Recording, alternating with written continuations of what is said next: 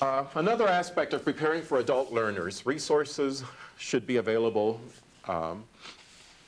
appropriately and when you need them. And the first one of those we'd like to talk about is space and layout, okay, especially for training. Okay. This is the worst arrangement you can have for the kind of delivery you're going to have with software project management. Is it or isn't it? Did I make a correct statement? What kind of delivery media are you using for this course? Lecture and video. Lecture? And video. Video. What else? View graphs. Projectors? Do you have View graphs. view graphs? Okay. We're going to have small group activities in this course. Do you envision having those? Is that a possibility with this course?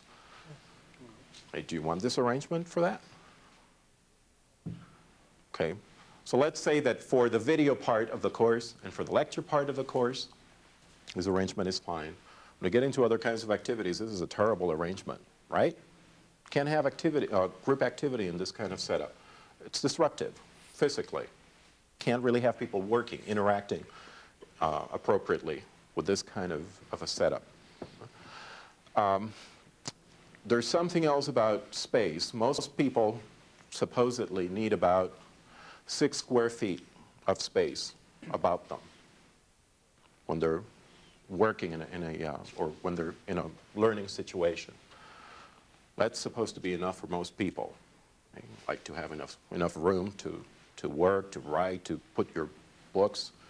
And nobody, I should say, nobody should sit anywhere where their knees are going to hit table legs. You ever been through that?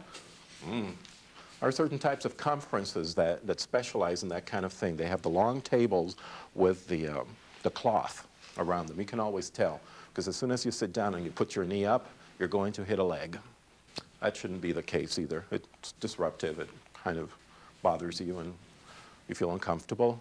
It's your first experience in a learning situation. You've also been in those conferences where they have keynote speakers where everybody sits about a quarter of an inch away from each other. Not good for a learning environment either. People need room, okay? And your space and layout should take that into account. But mostly your layout should take into account the kinds of activities you're going to have in the course. Okay? The types of learning activities you're going to have in the course. If all people need to do is to sit there and listen and take notes, this is fine. Otherwise, you have to think about it. What do I want them to do? If they're going to need room, that wouldn't be enough. Audiovisual equipment, just one thing to say about audiovisual equipment, and that is make sure it works before you start to use it. Okay? And if you are not the person who has control over this stuff, at least make sure that you know who would provide you bulbs, who would replace the projector if the one you have doesn't work, that sort of thing. You know, it just gives the impression that you're not prepared, that you just got in there and at the last minute you were doing this thing. And that's very important for adult learners also.